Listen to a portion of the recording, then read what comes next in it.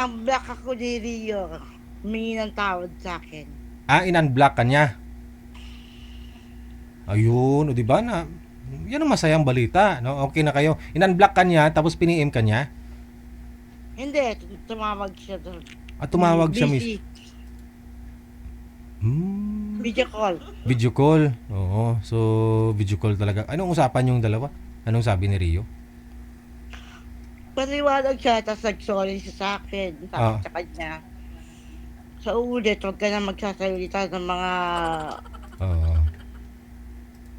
mga palalait ko. Kasi nagmamatured na eh. Umiidad na rin siya. Dapat abang tumatagal, marami na rin po siyang mga naging ex-girlfriend.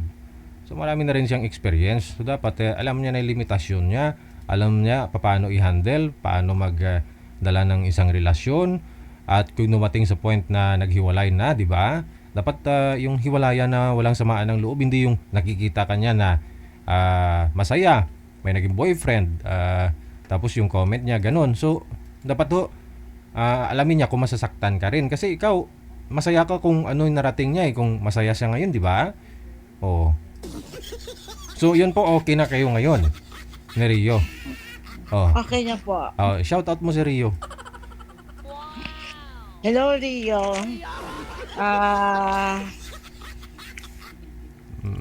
Ingat ka na lang lagi dyan. I love you as a friend na lang, no? I love you as a friend. Kadalasan tinawag niya akong babes. Babes, tawag niya sa'yo. Tinawag niya akong babes for the last time. For the last time, tinawag kang babe. So anong feeling? May spark pa ba? May kilig kang naramdaman o wala na? Konti lang. Kunti lang. Sige. So, yan lang po ba? Yung good news? Meron siyang pinapaabot na na mensahe sa'yo, DJ. Anong mensahe daw?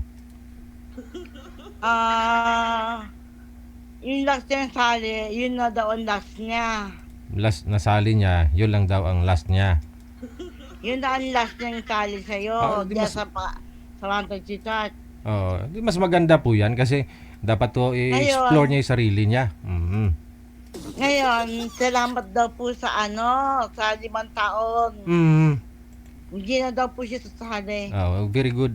Magandang balita yan. Bakit very good, DJ? Di para i-explore niya yung sarili niya. Doon na naman siya sa kabilang istasyon maghanap ng sweetheart. Hindi niya nahanap dito yung sweetheart niya Di ba? Oo. Para madali siya maka-move on. Kasi hindi lahat ng mga na-experience dito maganda. No? Bigo siya sa pag-ibig. Pero kung sa friend siguro, marami siya naging friend. Isa ka na po doon na naging friend kanya ngayon dahil wala na kayo as mag-lover, di ba? So siguro mas maganda na rin po na na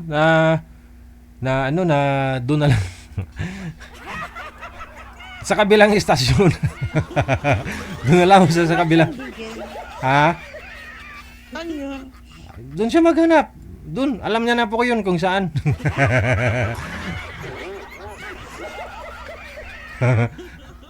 Anong mensahe mo sa kanya, DJ? Wala na. Lagi ko naman sinasabi po noon sa kanya, may hirap maging pogi. Alam ko yan, no? Ganun ho talaga. Siyempre, experience yan Gwapo So, naintindihan ko naman, yun nga lang po, dapat alamin niya kung ano yung kahinaan niya. No? Saan siya mahina.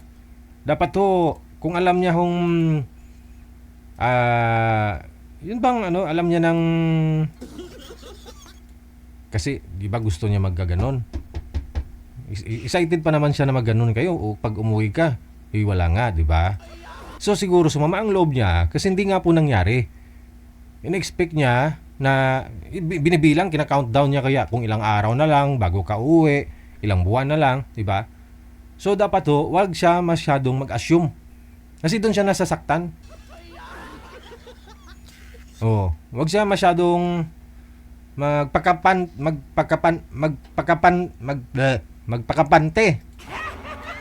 na porke gwapo siya hindi siya kayang iwanan tulad mo, di ba? nakipaghiwalay ka na sa kanya dahil di mo na carry, di mo na kinaya yung ano niya, yung pinagagawa niya dahil nasasaktan ka na talaga ng husto. Oh. So yan lang po. Yung kagwapuhan, nagfe-fade nga po yan, di ba? Kaya wag niya ho gamitin yung kagwapuhan niya na sa mga bagay na nasasaktan siya. Oo, di ba? Oo. Opo. Oo, Ma'am Zoraida. Po. Oh, maraming salamat sa iyo. Bakit po? Oh, thank you. At kahit papaano tinuruan mo si Rio, gano'n na-guide mo si Rio. Diba? Nakakaiyak ka naman, DJ. Ay, ano ako patay? Naiiyak ako, DJ. Grabe.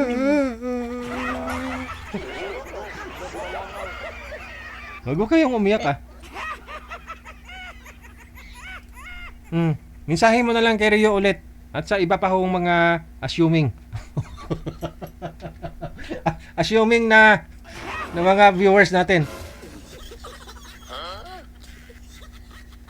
Thank you, DJ. Thank you. Sige din. Madam Zoraida, Merry Christmas sa iyo. Merry Christmas din. Bye. Bye.